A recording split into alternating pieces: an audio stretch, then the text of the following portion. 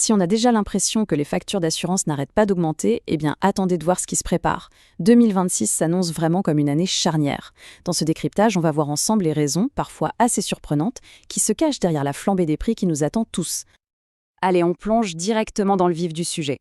Pour l'assurance habitation, les experts s'attendent à une augmentation moyenne de 8 à 10%. C'est bien au-delà de l'inflation et ça vient s'ajouter à des années de hausse qui suivent. Et ce n'est pas tout, évidemment. L'assurance auto va suivre exactement la même tendance, avec une hausse prévue entre 5 et 8%. Donc, on ne parle pas d'un cas isolé, mais bel et bien d'un mouvement de fond qui touche tout le secteur. Alors, la question que tout le monde se pose, c'est pourquoi maintenant? Et pourquoi une hausse par elle? Pour le comprendre, il faut regarder plus loin que la simple décision d'un assureur. C'est toute une histoire de climat, de solidarité nationale et même de finances publiques. La première partie de l'explication, elle se trouve là, dans la pression de plus en plus forte que subit notre système d'assurance. Et cette pression, elle est directement liée aux événements climatiques.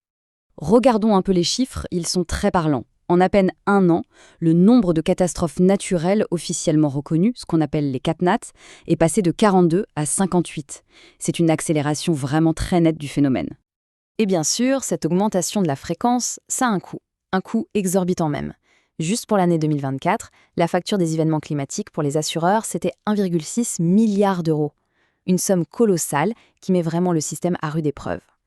Bien sûr, les catastrophes climatiques ne sont pas la seule cause de sinistres. Les dégâts des eaux, par exemple, ça reste le plus fréquent. Mais ce sont les événements comme les tempêtes ou la grêle, même s'ils sont moins nombreux, qui coûtent le plus cher et qui pèsent de façon complètement disproportionnée sur le système. Ce chiffre-là, il remet vraiment les choses en perspective. Ce n'est pas un phénomène récent, en fait. C'est une tendance lourde qui s'aggrave depuis des décennies.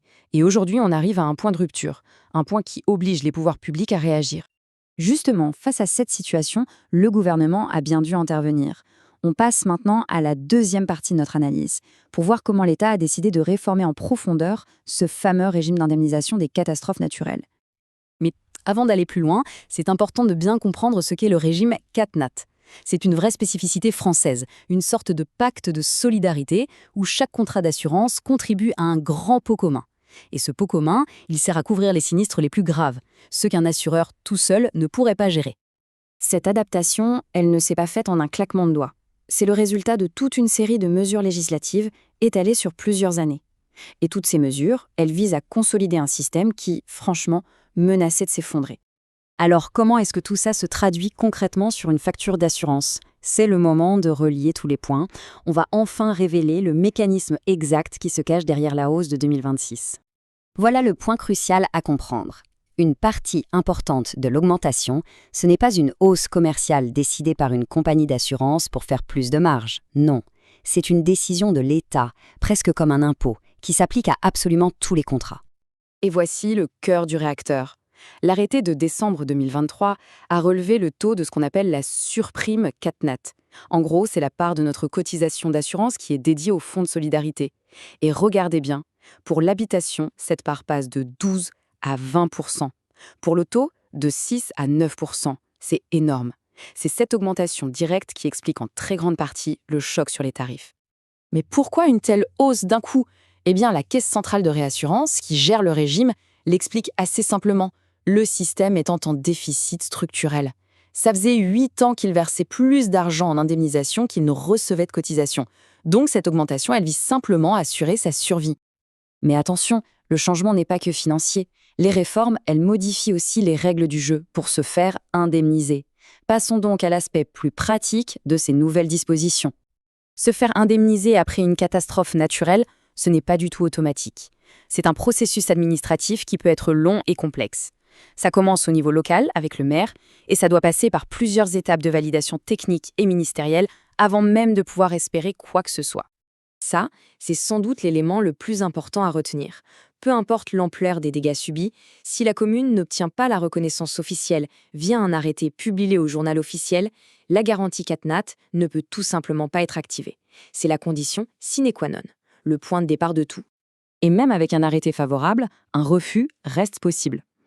Les raisons sont souvent très concrètes. Un dossier envoyé hors délai, des dommages qui ne sont pas couverts par le contrat, ou un point crucial, un manque d'entretien qui a été prouvé.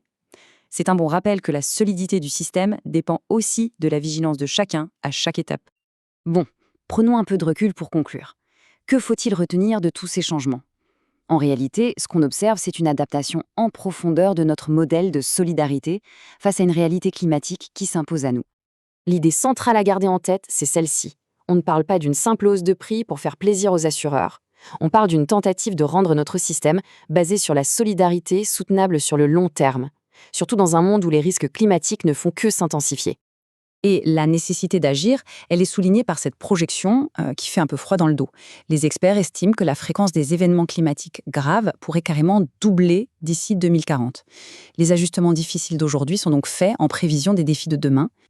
Ce qui nous amène à une question fondamentale pour l'avenir. Si cette tendance se poursuit, le coût pour s'assurer va devenir un vrai problème de société. Alors, comment on répartit ce fardeau entre les individus, les assureurs, l'État? C'est sans doute l'un des plus grands défis qui nous attendent.